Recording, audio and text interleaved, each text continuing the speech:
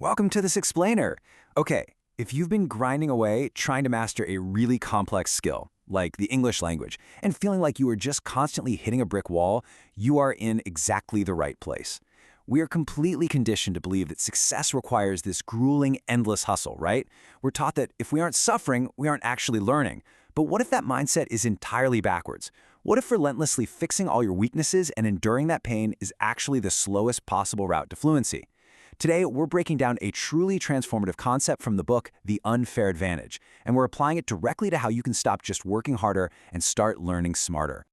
All right, let's dive into this. You have goals, you have discipline, you are putting in the hours every single day, but things still just aren't progressing the way you want them to. It's incredibly frustrating, isn't it?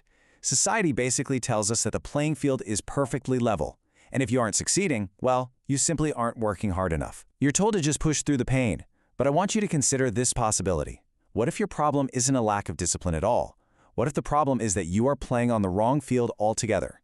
The reality is, life is fundamentally unfair, but we've all been trained to play by fair rules. When sheer discipline fails to bring you fast progress, it's a huge neon sign that brute force just isn't the answer. So there's this great story right from our source material that perfectly captures this exact trap. The creator of the source video had a massive goal to master English. Now, they actually had a little bit of money set aside, just enough to pay for a private tutor.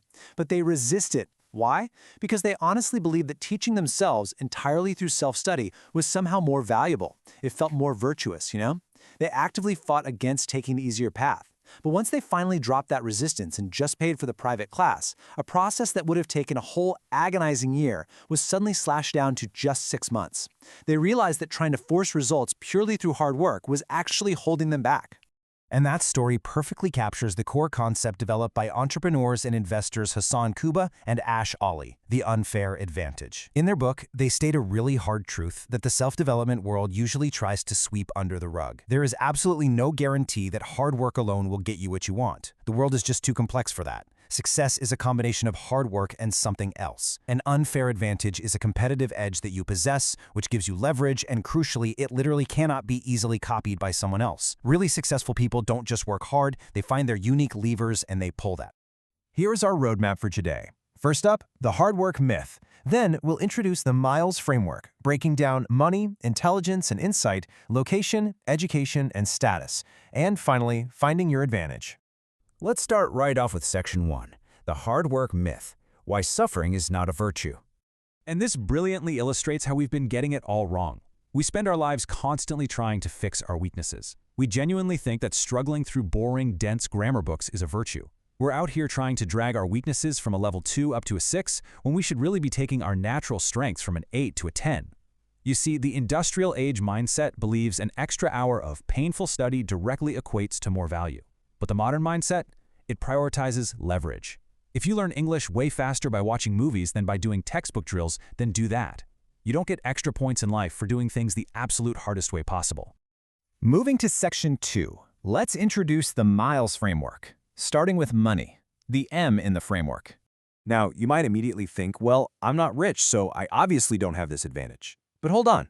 While billionaires certainly have massive macro advantages, like Snapchat's founder Evan Spiegel growing up in a multi-million-dollar home, everyday people have micro advantages that are just as valid if you use them correctly.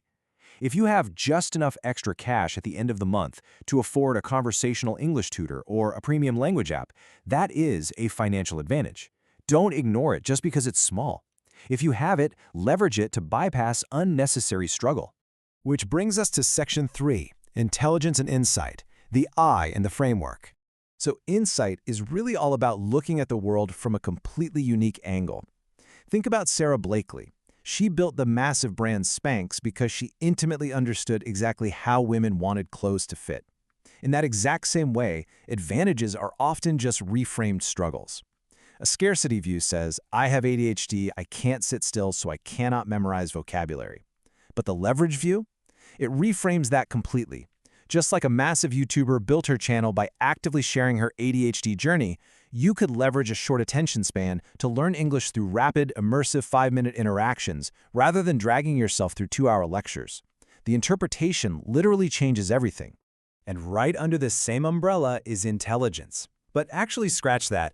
This isn't just about your standard IQ score. Are you socially intelligent? Because that is a massive advantage for building trust with native English speakers and practicing fearlessly. What about creative intelligence? Steve Jobs connected the dots from a random calligraphy class to give Apple computers beautiful typography.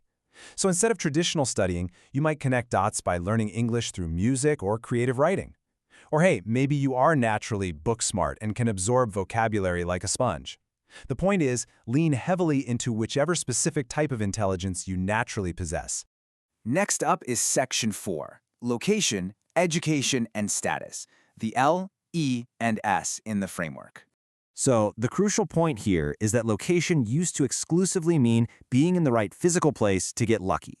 But if you live somewhere with limited physical opportunities, like you can't just pack up and move to London or New York tomorrow to immerse yourself in English, you aren't trapped, not anymore. You have a digital location. We all spend hours online every single day. If you purposefully surround yourself with the right English content, engage in the right forums, and actively publish your own work online, you're curating a digital environment that literally attracts luck. You're putting yourself directly in the path of opportunity. Then we have education and status. Obviously, formal education gives you credibility, like Ali Abdaal leveraging his medical school background, and outer status gives you fame, like Elon Musk. But if you don't happen to have a medical degree or billions of dollars, rely on your inner status. This is your self-esteem. If you speak your broken beginner English with just immense confidence and high inner status, native speakers will instantly want to engage with you. It acts as a profound, almost magnetic unfair advantage in everyday conversations. Finally, Section 5, Finding Your Advantage, the Mindset Shift and Action Plan. Look, just knowing the Miles framework isn't enough. You need a fundamental mindset shift starting today. Ordinary people tend to look at their lives through the lens of scarcity. They just see what they lack. But successful people, they look at the exact same world through the lens of leverage. Every single trait you have is a double-edged sword.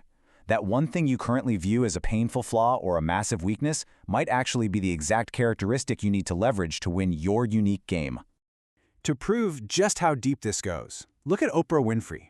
She survived an incredibly dark, painful childhood, but she also spent her youth speaking in front of crowds at her church. Instead of letting that trauma destroy her, she combined it with her natural speaking ability, turning it all into the ultimate leverage for deep emotional connection. She played her unique hand absolutely perfectly. So, in your world, this means taking whatever makes your background unique and using it as a bridge to connect with English speakers, rather than trying to hide it. Now, what's really interesting about this slide is that your ultimate advantage probably doesn't even feel special to you at all. The creator of our source material was a teacher for 10 years, and she actually kind of disliked it. But when she started making YouTube videos, her comments were just flooded with people praising her incredible ability to explain really complex concepts so effortlessly. She couldn't understand the hype. To her, anticipating a student's question and breaking down information was just normal. It was literally as natural as breathing. And because it was so natural, she completely missed that it was her ultimate unfair advantage. So here is your highly practical action plan. I challenge you to observe your daily life for just 1 week. Pay really close attention and ask yourself 2 questions. First, what do people constantly compliment me on that I just easily brush off? And second, what tasks feel significantly easier for me to execute than they do for the people around me? And please, remember this brilliant little metaphor from the source material. The neighbor's chicken is not a goose. In other words, the grass isn't always greener. Stop looking at someone else's advantage and wishing you had it. Don't fight your own nature to play in someone else's arena. You've got to find what is naturally yours. So, you've got a new mindset now. Your feet are firmly on the ground with a real self-awareness of what you have and what you lack. But your head is held high with the self-belief that you can leverage your unique hand to win. Whether you're trying to master English, build a business, or learn any new skill, stop just grinding harder. Look for that path of least resistance that actually utilizes your natural strengths. So what is your newly discovered unfair advantage? Take a moment, really think about it, and let us know in the comments below. Thank you so much for joining me in this explainer, and I'll see you in the next one.